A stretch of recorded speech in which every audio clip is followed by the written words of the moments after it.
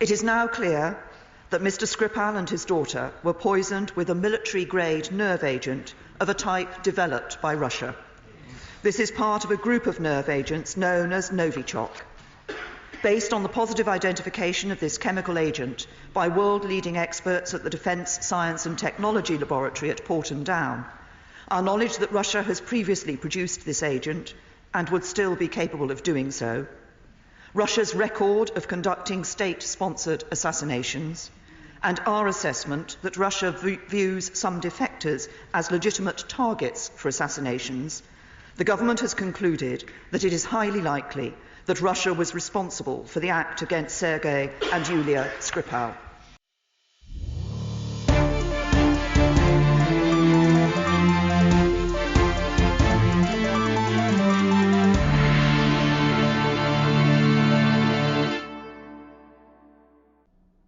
So, Karl, it's great to have you on the show today. Hi, Brett. Thanks for having me on. Long time listener, first time caller, so it's good to be on.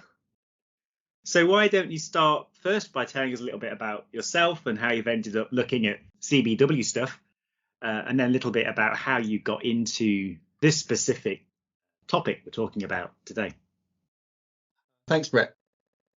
In a previous role, I used to be one of the CBRN analysts at Janes. For those of you who don't know it, it's a publisher on defence and intelligence security matters. But really, it was when I was doing my master's at King's, when I was looking at the use of chemical weapons in Syria.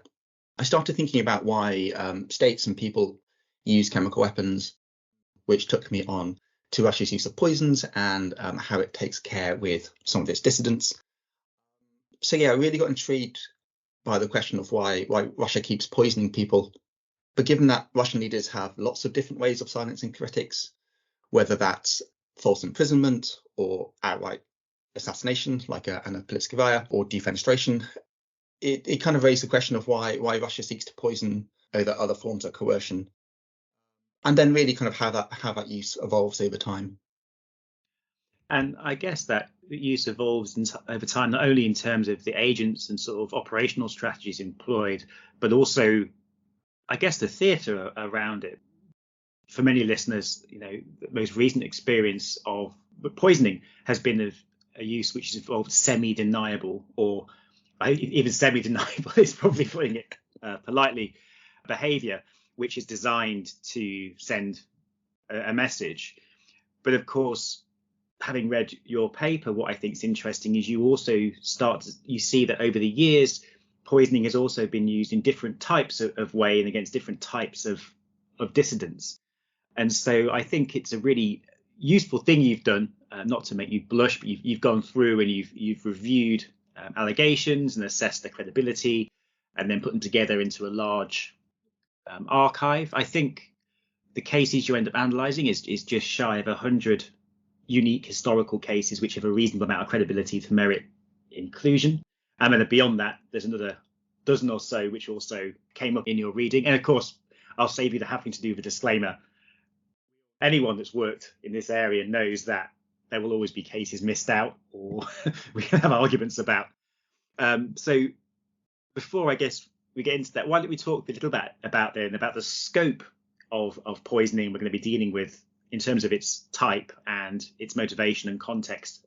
Yeah, no, thanks, Brett. Yeah, and the question of theatre is really interesting because I think we see this dualism in the use of poisons. First and foremost, there definitely is theatre around poisoning, and especially when it's discovered.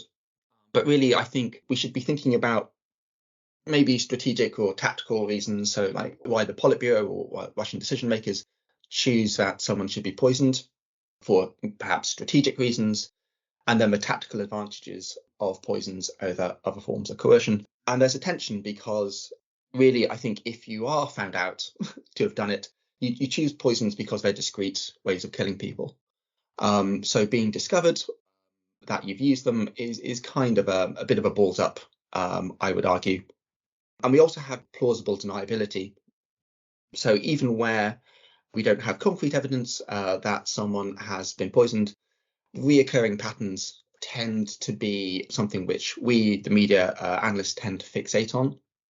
And it adds to the sense that, yes, Russia is embracing implausible deniability. It's an open secret that these types of assassination take place. I think Galeotti calls it dark power, the shadowy counterpart to soft power.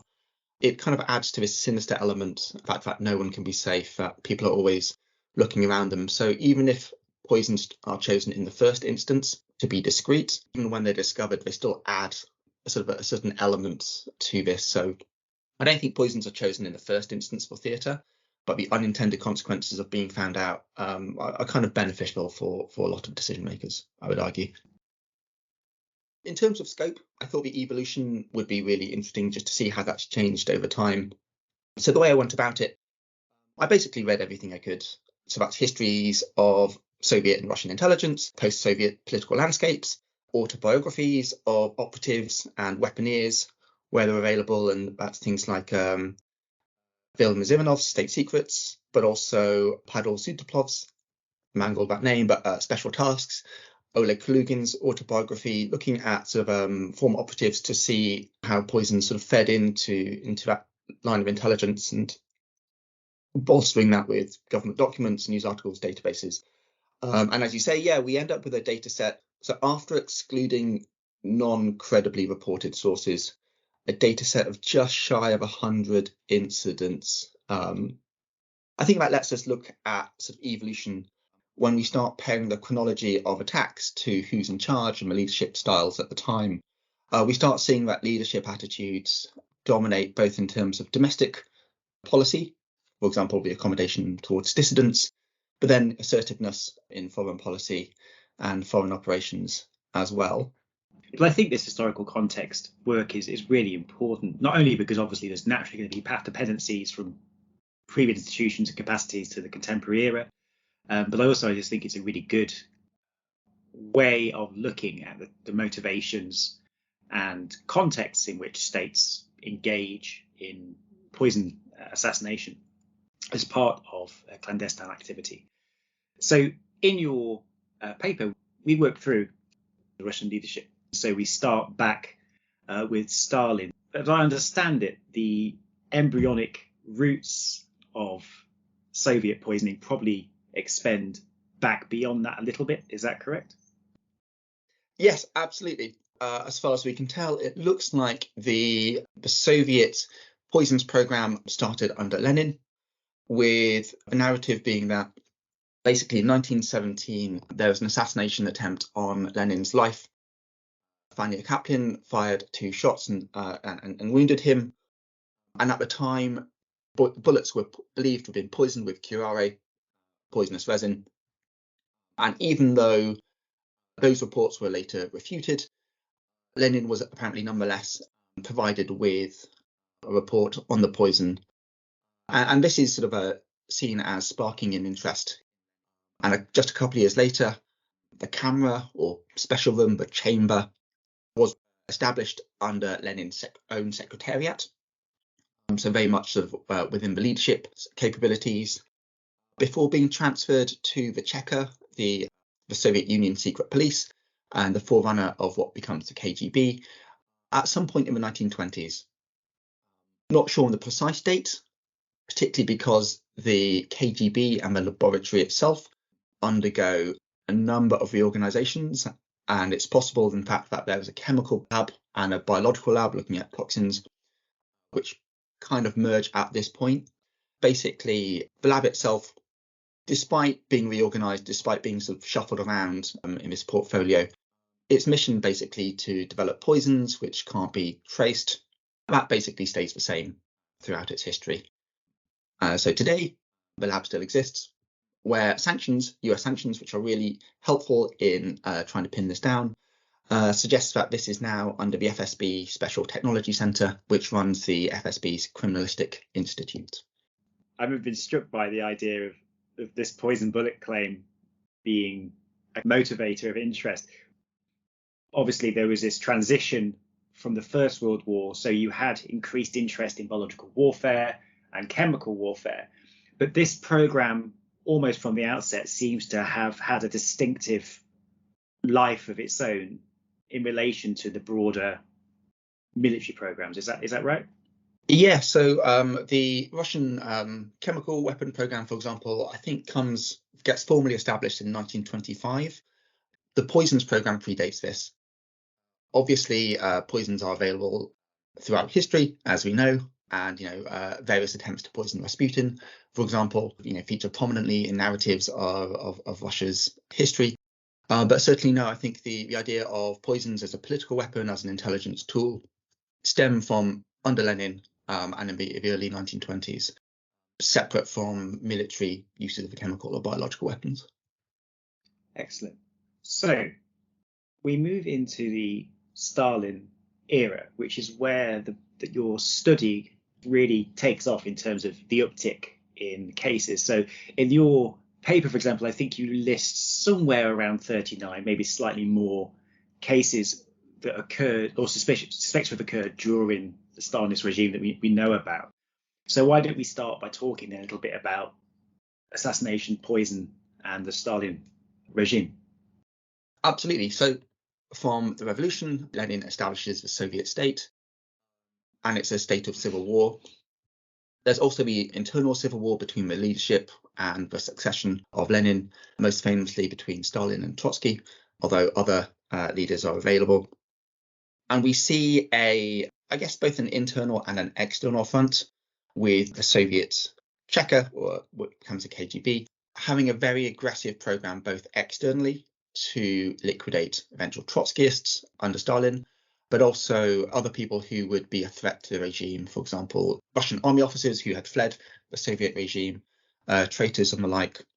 But then also under Stalin, what we see is on the internal front, purges the increasing paranoia of the Stalinist state, the increasing turmoil of the statist approach and trying to centralize the economy, for example. So we see this for the poisons element being particularly notable almost as a subsection of the purges. Purges most famous for the expansion of the Gulag system and the rounding up and forced labor of millions ordinary Soviet citizens.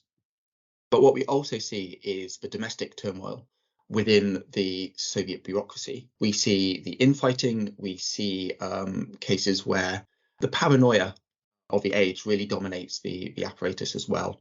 In addition to denunciations of people inside the system, it looks like poison was also used to remove discreetly individuals who would be problematic. But then understanding the full scope of this is really hard, because it seems like there's quite a lot of autonomy within the Cheka and within some of the Soviet intelligence services. And we have an atmosphere where the Byzantine apparatus combines with personal interests. So even though an individual might be poisoned, understanding whether that's coming from orders from Stalin or from spy chiefs, for example, is quite difficult. We have a number of examples where it looks like individuals are poisoned because of personal interests. So, for example, Beria is accused of having poisoned his rivals. And that's kind of a personal grudge rather than a state interest, I would argue. But we can see cases, for example, where, within Stalin's family, it appears that Stalin poisoned his own brother-in-law, ostensibly because he was becoming a little bit too involved in critiquing some of the reforms which were going on. Complicating this further as well is the fact that during this time, it appears that the poisons lab was particularly active in its development stage. And in the context of mass imprisonments, testing on human subjects appears to be the norm. And we can see a number of foreigners, for example, they appear to be slightly more prominent in the reporting because they're foreign and there's foreign press interest, being caught up in both the Soviet legal system, but then appearing to be used basically as live test subjects within that system. So separating the strands of what is a political decision, what's a personal decision, what's a routine decision, it's quite hard to disambiguate that just from the external evidence alone. But certainly under Stalin, we do see perhaps the most number of any leader, of any Soviet leader, to use poisons. And what would you say that come to mind as the kind of iconic examples of assassination within that era? Not necessarily always because they were accurate, but some of the better known ones. I think we almost have too many options to choose from. But A couple of notable ones come to mind. So General Baron Peter Wrangel, he was a white army general and the founder of the effective emigre resistance, the Russia All Army Union, ROVS. So during his exile, Rovs began to organise and unite the White Guard veterans, sort of effectively to be anti-communist opposition. So in 1928, when he was based in Serbia, Wrangel's Batman gained permission for his brother, inverted commas, to stay in the house, although no one, neither the general nor members of the family, had heard about this brother before. General Wrangel is reported to have basically been poisoned and spent best part of 40 nights in excruciating pain. Mycobacteria was found in the autopsy, which suggests that basically Soviets were looking to minimize opposition leaders there as well. Nadezhda Krupska, Lenin's widow, even though she's largely removed from political life by the 1930s, she's really the only single active and influential leader of the anti-Stalinist opposition at the time. She dies conveniently just before the 18th Party Congress, which is held in March 1939, with symptoms consistent with cyanide poisoning. A couple of other slightly more esoteric ones. Archbishop Bromza, perhaps relevant to Ukraine today. He is a leading figure within the Ukrainian church, and Soviet intelligence seeks to bump him off initially with a car accident. They basically drive a car into his cart, doesn't do the job, he gets rushed off to hospital, and while he's laying in bed, they basically finish him off with an injection of cyanide. So then after this period, we get to the Khrushchev era, where I assume we see some continuation of what's gone before, but we also see some transition in the use of poison as an assassination tool. Yeah, absolutely. So under Khrushchev, we have the famous anti-Stalinist speech, which signals less repression domestically, a greater liberalisation of certain freedoms. But Khrushchev, obviously, we're in a different age now. We're in the nuclear age, we're in the missile age. Basically, the Soviet Union is slightly more secure in its placing. It's won World War II, it's got its military might, it's able to consolidate its own domestic hold as well as its foreign influence. And we see definitely a decline in the number of reported poisons under Khrushchev. So in terms of domestic oppression, dissidents can be better accommodated, but also in terms of foreign operations, we see the Soviet resorting to assassination and kidnapping definitely declining. So the way Khrushchev deals with dissidents, he's a bit more sophisticated than the very early communist bloc. So we see the Khrushchev tendency to either try and intimidate individuals or coerce them into cooperation, or at least staying silent. And then where that fails, taking individuals out through various means, including poisons. But the number and the scope is far, far less. And I remember from the paper also reading that in this era, you use the term soft poison. Of course, as you know, doesn't necessarily mean they were without risk to killing people, but certainly agents designed basically to knock people unconscious and those sorts of things. Also, is that right? Or have I got that around my neck? Yeah, so soft poisons comes from Boris Volodarsky's book, KGB Poisons Factory. And yeah, he distinguishes by intent. Poison comes from a dosage, largely. But Volodarsky sort of says, skipping over exactly how things are made or how they come to be, chemical poisons, radiological poisons. Deadly poisons are those designed to kill. Soft poisons, those designed to incapacitate temporarily or to have sort of temporary harm to individuals as well. So yeah, we see a number of these incidents. They obviously existed in Stalin time, especially for the kidnapping of dissidents and to bring them back either for interrogation or propaganda purposes. But yeah, the Cold War is difficult to disambiguate because we see a lot of this kidnapping going on amongst the Eastern Bloc in general.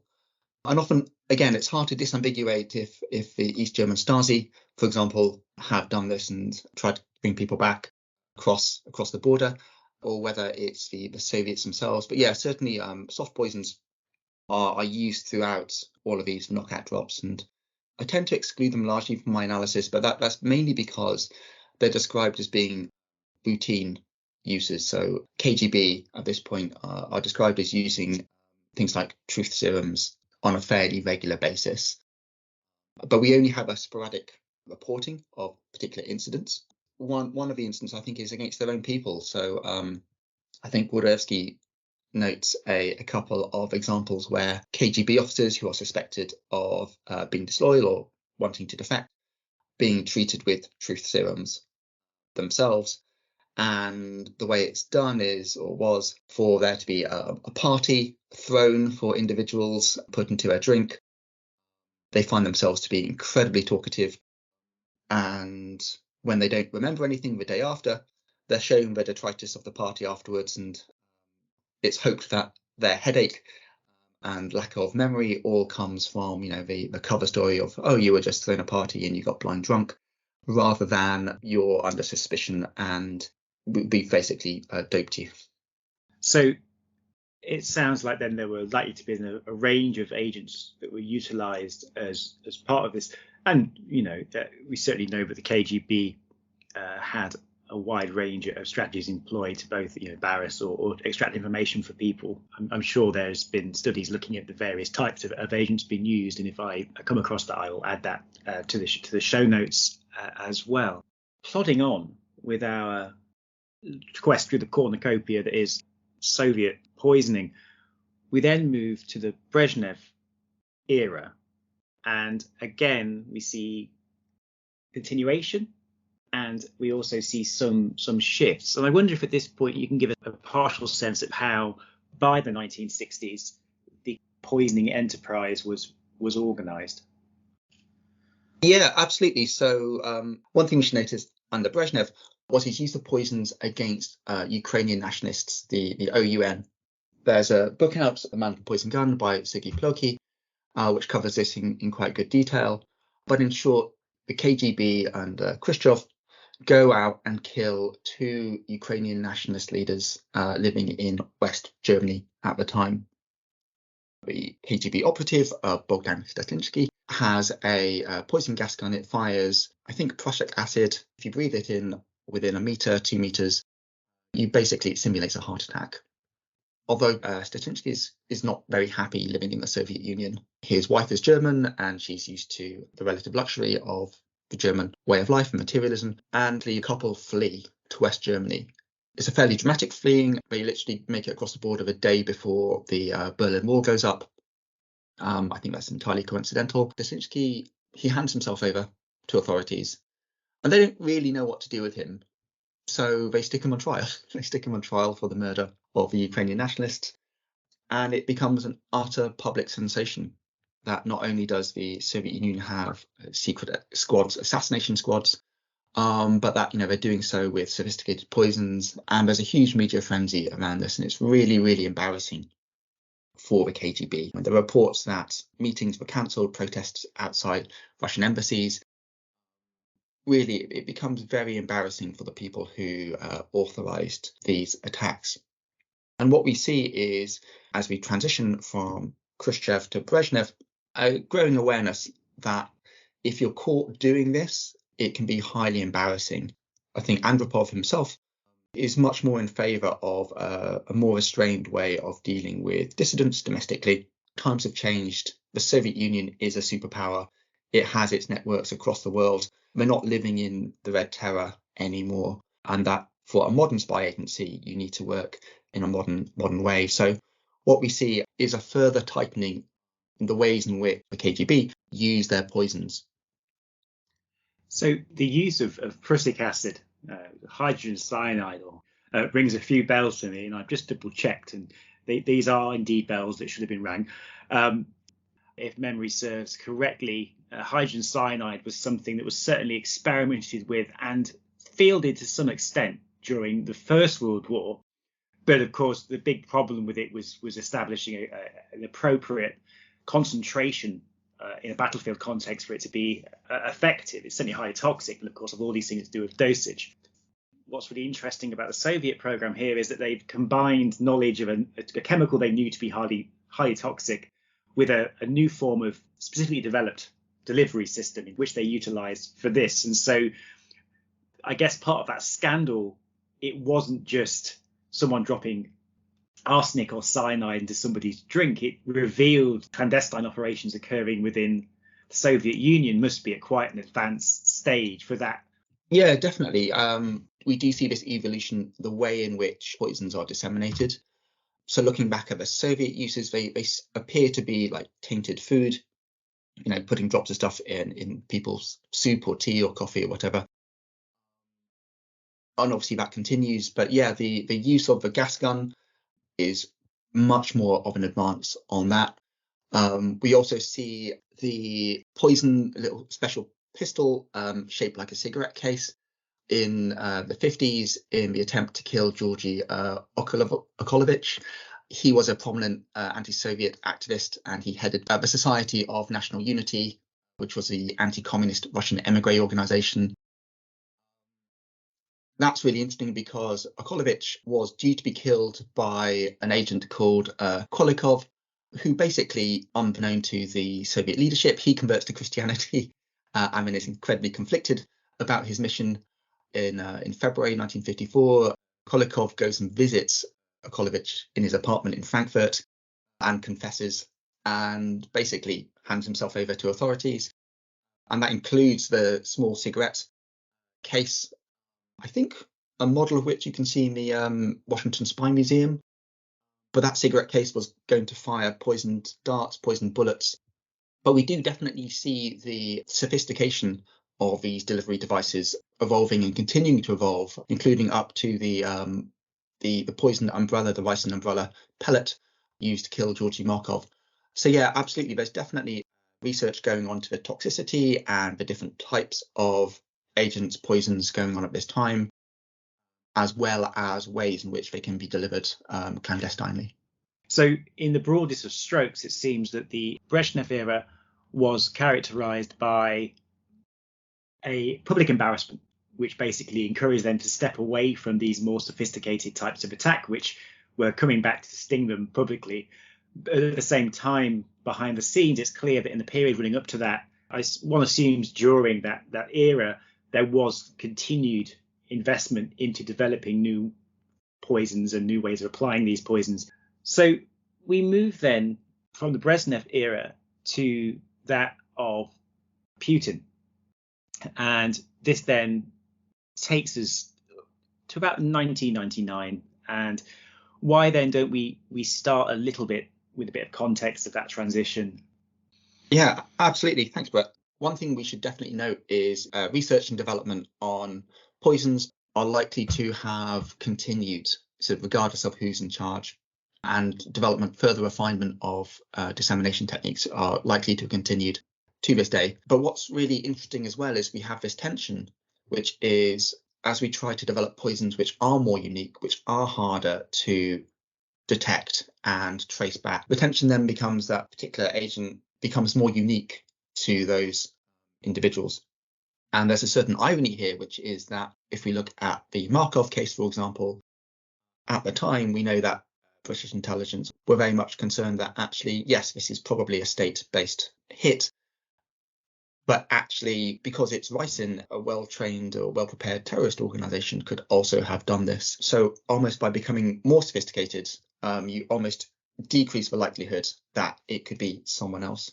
So going back to the transition, basically from the excesses of a Stalinist period, we see this ever tightening up within the Soviet Union. So as the leadership matures, as it goes away from one-man rule and has collective leadership, that leadership becomes more and more conservative over time, both in terms of its foreign policy and sort of where its relations with Europe and the US lie. Obviously, the Cold War reignites in certain parts of Africa, for example.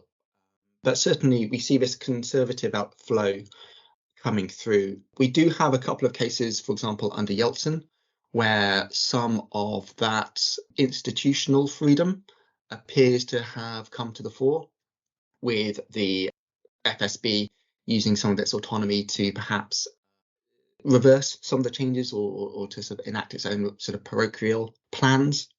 And certainly in the turmoil of the 90s, a case where some Soviet chemical weapon stocks are sold on the black market So certainly, the Soviet control mechanism has broken down sort of by then, but certainly work on my lab continues.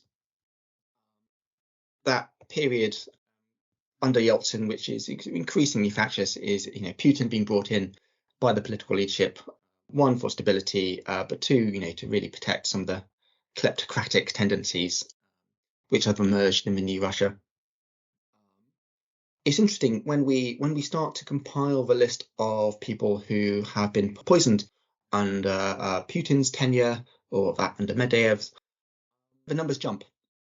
They absolutely jump, and they jump an astonishing amount, to the point where it's now, under Putin's 20 odd years, it's now comparable to the 80 odd years of reported instances under the communist leadership. And one thing which I think we see is the re-emergence of regime interests. There are lots of ways of typifying or sort of classifying Russia under Putin: increasing authoritarian, hybrid, managed democracies, whatever you want to say. But one thing we've definitely seen is the emergence of kleptocratic Russia, which is bureaucrats and businessmen basically capturing state resources to enrich themselves. And the regime is basically built around the consensus that this is okay within certain limits, as long as you kind of stay out of politics, as Putin once said, or as long as you're not endangering the strategic interests of a country. This gives us stability in the short term, and this is acceptable to take us out of the contrasting turmoil of the 1990s. I think another really interesting thing to note under Putin has been the way in which authority to conduct state assassinations appears to have evolved. So, as we discussed, the Soviets basically entered collective leadership on decisions to kill people. And this stays all the way true from Brezhnev all the way to the final days of the Soviet Union under Gorbachev. When Yeltsin comes in, he creates a moratorium on the death penalty and effectively makes that illegal. Previously, the Soviets had a principle of applying Soviet laws outside of the motherland. So even if someone was sentenced to death, there was a process. They were sentenced in absentia, and then the KGB would effectively carry out that sentence abroad. And that's the legal basis for its foreign assassinations. The death penalty was abolished under Putin, but it's been seemingly reinstated under Putin. The difference being that reporting suggests that the decisions to assassinate individuals now come under sole presidential authority rather than collective decision making. But we also have unclear channels of delegation. It's often assumed that authority would be devolved to operational theatres. And really, this was designed in terms of the pursuit of, I think, terrorists who killed Russian diplomats, I think in Syria, possibly Iraq. But it was designed to go after individuals who targeted Russian assets in military theatres. But the implications for state-based assassinations are significant, because you have abandoned collective leadership. You may or may not have delegated authority to kill individuals. And we also have the essence that actually people can be killed as sort of perhaps on a tacit understanding that this is what the boss wants. So we've had a change in the legal structure and diversity as well in state authorities who have expertise in poisons. And this might be another reason why we're seeing a growth in the reported instances. Although we're now living in the information age, so perhaps the other factor there is actually just the sheer availability of news has helped skew the numbers to increase those recorded under Putin. And looking over what you have here in the report, there's a variety of agents used. One of the things that comes to the forefront, of course, is the use of heavy metals in poisoning. Of course, the most famous case, I guess you could briefly review for us now before we get to the more recent cases that the European audience will be most familiar with. Yeah, absolutely. So I think the most infamous probably being the poisoning of Alexander Litvinenko. Litvinenko was an FSB officer looking at anti-corruption. And he has an interesting story in that effectively he ends up fleeing Russia. He becomes after a reported incident where he helps Boris Berezovsky, former then oligarch, to survive an assassination attempt. He becomes quite close with him. And he uncovers corruption within Russia. And according to his work, he went and told Putin directly, who was then head of the FSB, about the corrupt practices which were going on and that these should be put a stop to. Putin doesn't do any of that. In fact, the kleptocratic system flourishes under Putin. But Litvinenko ends up sort of concerned for his own life and ends up fleeing Russia and ends up being based in the UK. We all know about Litvinenko because we've probably all seen the horrific photos of him on his deathbed. But he was basically poisoned with polonium-210, which is a radioactive substance. It's an alpha emitter, so it can be stopped. Radiation can be stopped by skin or something as thin as paper. But really, it does horrific damages if it's swallowed internally. And he consumed it as part of a cup of tea. We see throughout the Soviet period and Russian period that defectors are consistently targeted with poisons especially, and it adds to this dark power which we talked about. But then again, it hints at that tension about discretion and whether or not, for example, poisonings are meant to be discovered. I think the best analogy is that poisons should be like a well-fitted suit. They should be measured for the size and proportions of the person you're trying to kill. And Litvinenko was a very fit individual. He ran, he swam, he was peak physical fitness. And there's questions whether or not he was meant to have suffered for as long as he did. Especially, it took days for British authorities to realise radiation poisoning. A number of other more likely explanations were considered first and foremost.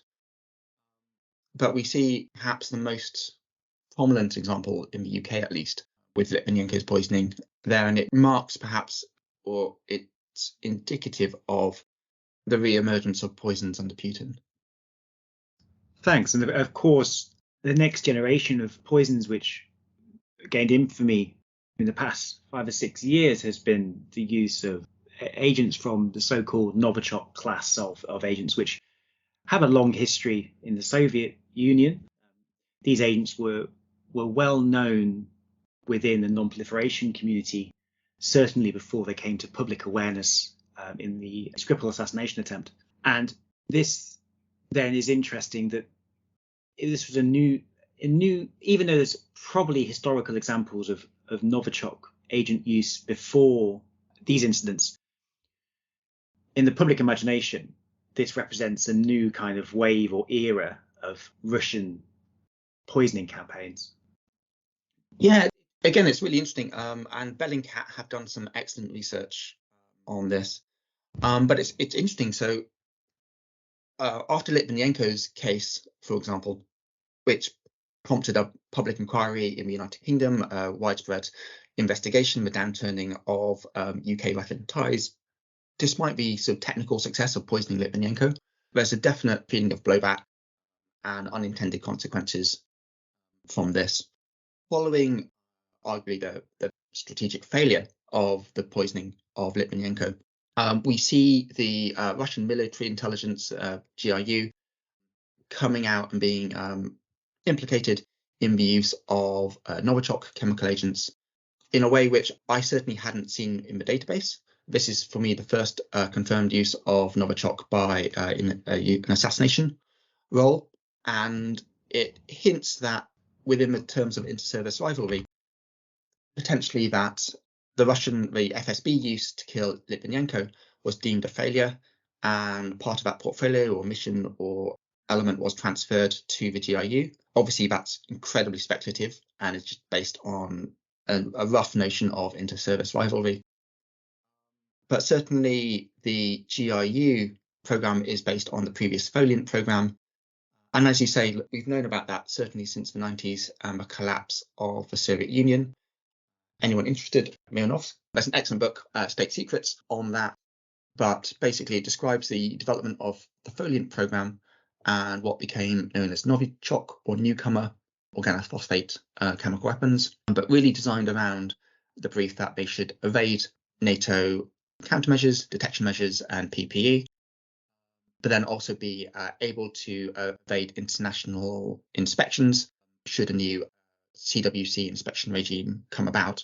So it looks as if, superficially at least, that military intelligence have taken an old military program and have repurposed it for an assassination role.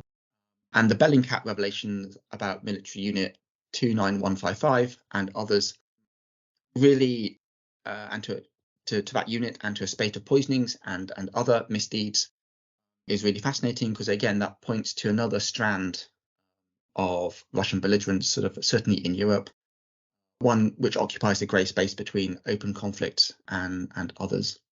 And of course, the Salisbury affair requires an episode in of itself, and I've hopefully got some additional guests to come on and speak to that. If memory serves me correctly, what I remember that was interesting, if you were unfortunate enough to be watching Wishes Today during the initial coverage of the Skripal attack, was that former agents who were implicated in earlier poisonings in the UK were commenting upon that case as well, which was certainly interesting from a theatrics perspective.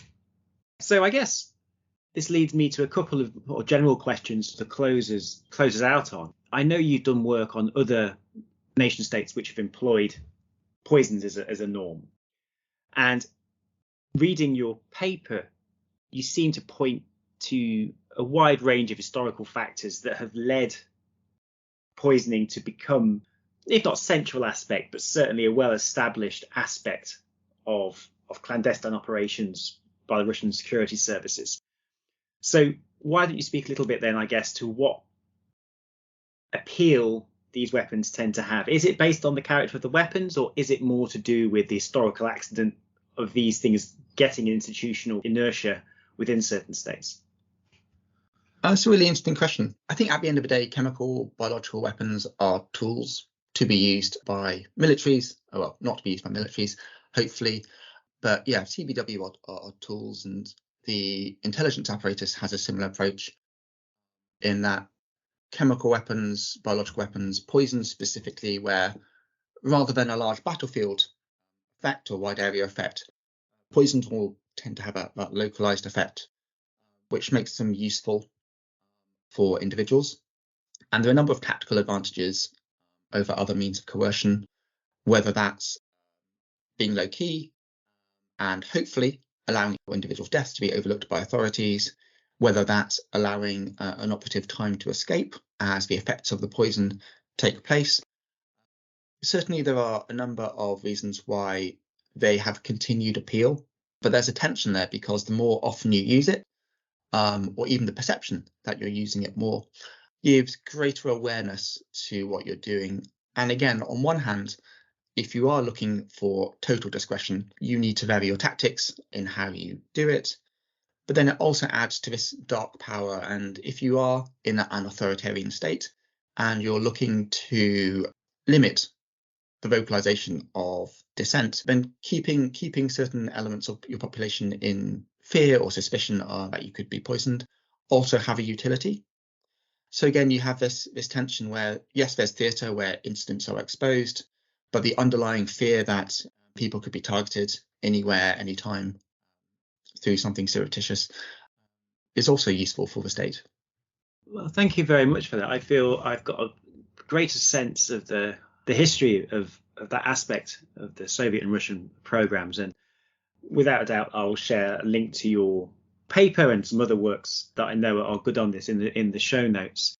So what are you working on at the moment? I know that you just published another paper on another state dealing with assassination.